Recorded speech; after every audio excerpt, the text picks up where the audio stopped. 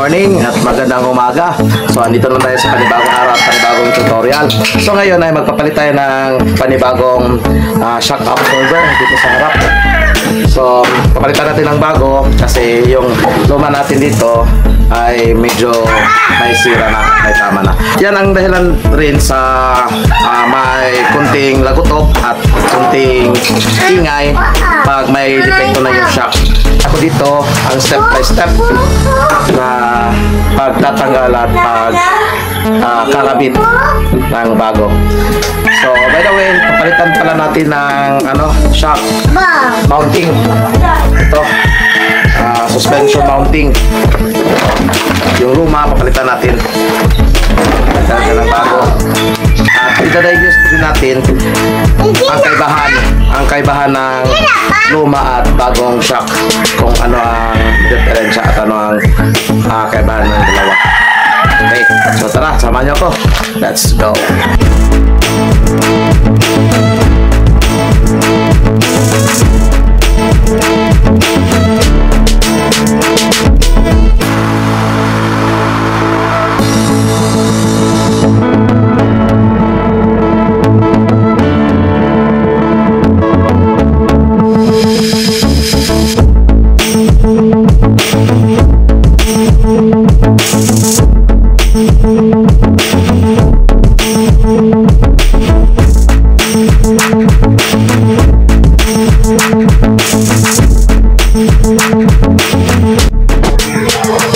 So ayun, natanggalan natin yung ating gulong.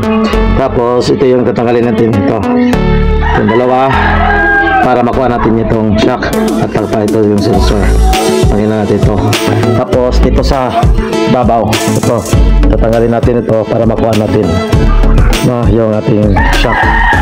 Alright, sunod ito, tanggalin natin ito. Nakakit. Tapos natin ito. Ayan. Itong sensor dito. Ito. So, nalawagan na natin.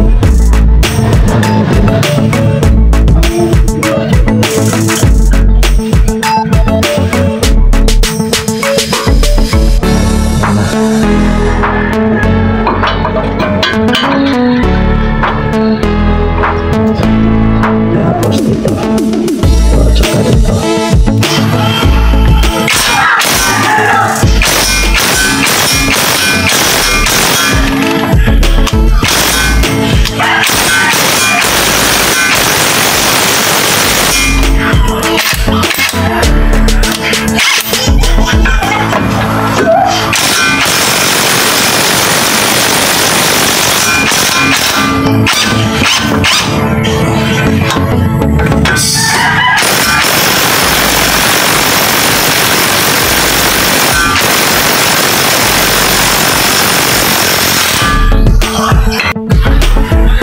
So size 70 ito.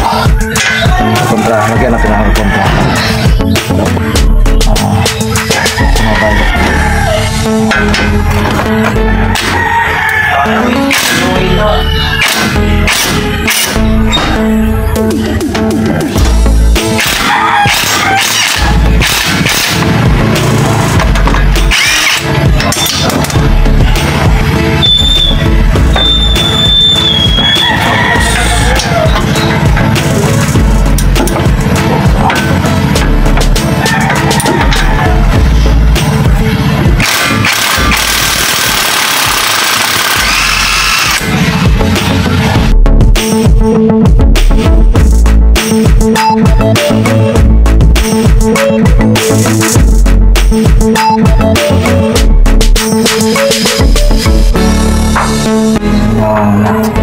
Hindi mo na. Lagyan natin ng W40 bago natin ikabit.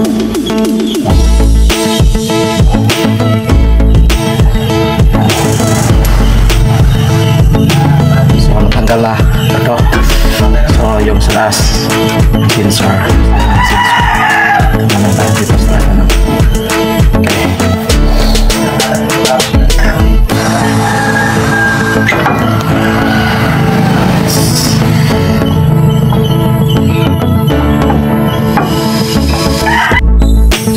So, yung kasunod, ito. Size 14. Okay. Size 14.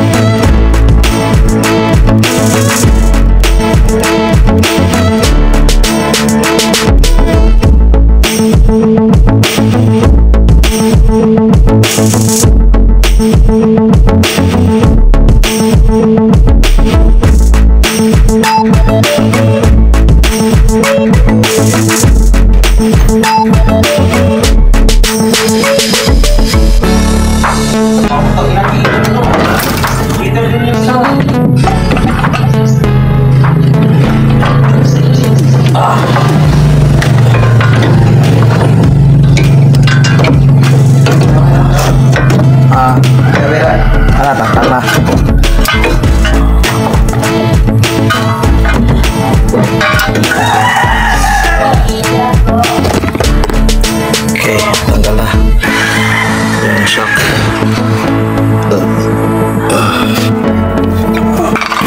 Alright. So ito yung tanggal natin na shock na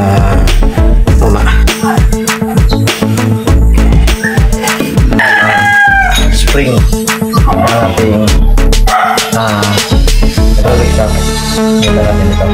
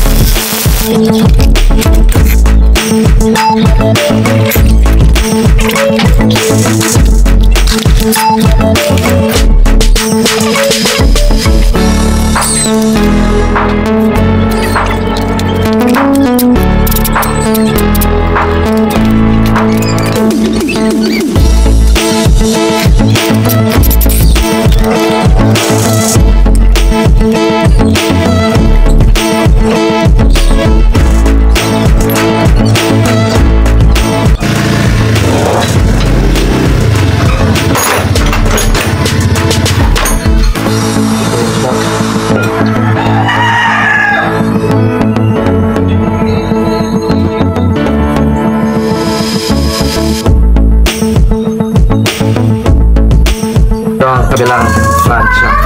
Wala na. So, palitan natin to.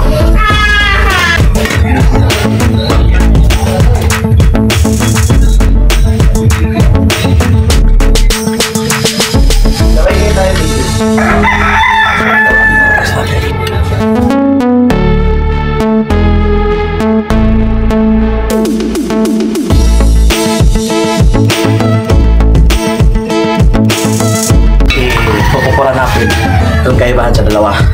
So yung tinanggal natin, ito yung bago. So ito press ko baba yung dalawa. So pagbago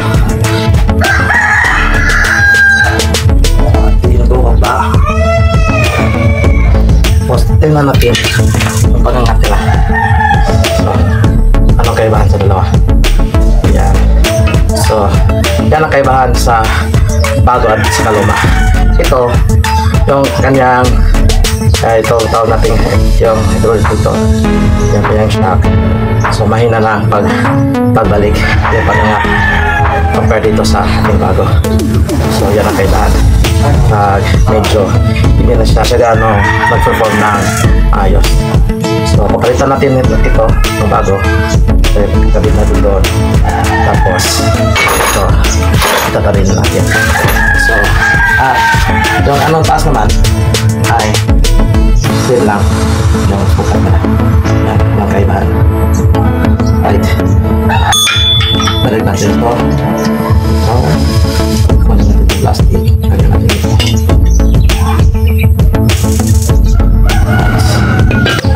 Itong boots, balik natin ito.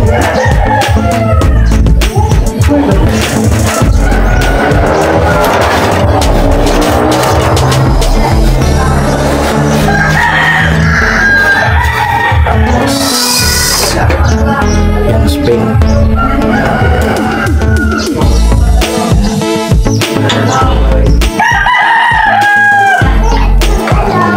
ngayon itong lumang shock mounting ito sa loob, palitan natin ng bago ito.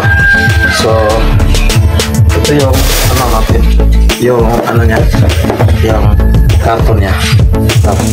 So titingnan natin yung loob, ano ang diferensya. Ganyan po yung forma. Ito, dito yan. Yan, yan, forma. Yan. Dito yan. Dito yan. Yan po ang forma. Okay. Yan, paglalay. Dito. Dito. Dito. Okay, so nagpalit tayo na bagong shock. Palitan na natin ng shock mounting. So saan ba ito ikakabit? So ayan sa loob. So hindi ka sabit mo yung parang bakal, flat bakal. Okay, titingnan nyo. Yan, malapad na po yung niya, yung cover niya, lapad na po. Yan. So possible kung may ingat tunog, kasi ganito yung niya, yung performance niya. Yan. Pag tumikit ito at saka dito, magkakos siya ng ng ingay. So ito, hindi ito original na shock mounting, para lang siya, gawa lang ng gulong. Parang pinalitan po siya ng shock mounting. So yan po siya yung original. Tapos pwede natin ito papalitan pag ito ay input port. So itong parang bakal, ito maputugan ko yan. Yan po yung dahilan ng kalampag at kalampag at lagoto. So, okay. So, tagal lang yan. Ganyan lang natin. Itaas lang natin. Taas yan. So, ito natin ang babel na natin yun. Para makuha. Kasi, itaas. Okay.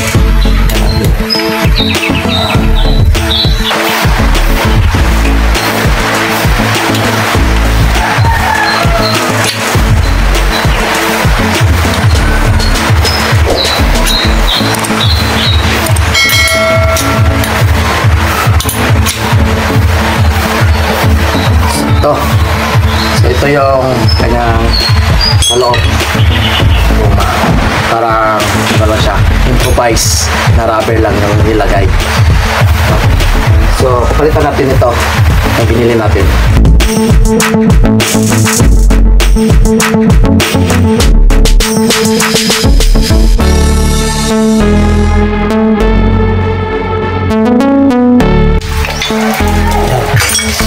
Tanggalan natin. Ito yung forma sa original. Ito yung replacement na ito. Replacement. So, pero bago natin itong bili. So, itong tinanggal natin, yung kanina, tinanggal natin, ito yung nakalagay dito. Pero parang pinagawa lang gulong. Pinagawa lang sa gulong. Okay. Palitan natin. Yan. Yan po yung forma.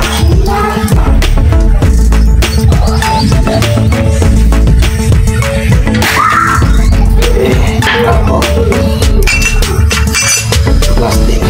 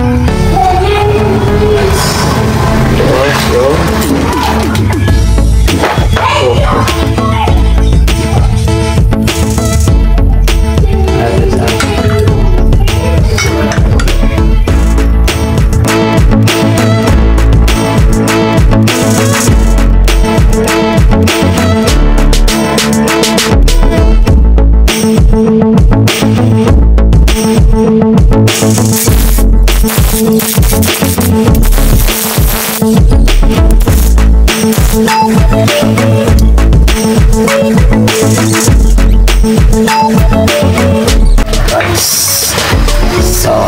okay na. So, kabit na natin yung spring. Tapos, napalitan na natin ng shock suspension mounting. Suspension mounting. Ito. So, ito yung tinanggal natin kanina na nakakabit dito. Yan. So, flat na po yung rubber niya. So, pinatay na natin ng bago para okay siya. Tapos, para iwas sa talapag at lagutok. Kasi pag mapunit na ito, turuma. So, itong bakal ito at saka bakal ito silalim ay mabubukan, kaya magkakaroon ng ingay. So, yan ang dahilan. Kaya, kahit na patay ka ng bagong shock, tapos dito sa ibabaw hindi mo pinalitan ng suspension mounting, tutunog at tutunog ka rin. So, yun lang. Okay, so ibalik na natin, kabit na natin doon sa pinangyan natin. Ipapakita ko yung ilalim. Diyan, yan po yung ilalim. Yung paglalagyan natin ng shock dito. Ito yung butas. Yan. Dito. Tapos dito. So, ilagyan natin sa may butas. Ito. Yan. Ito sa may butas. Okay. So, lagay ko muna yung camera para makita. Tapos, dito yon labas yung dulo ng ating shock. Yan.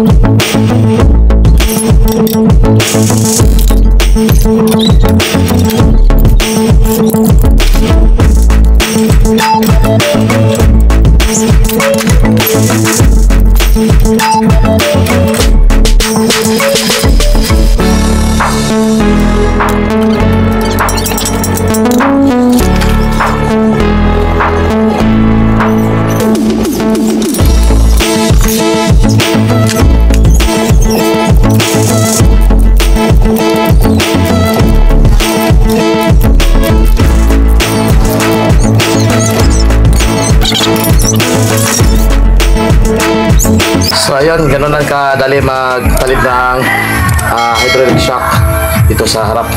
So sana meron kayo natutunan mga kaibigan. At hanggang sa muli, paalam. Bye bye.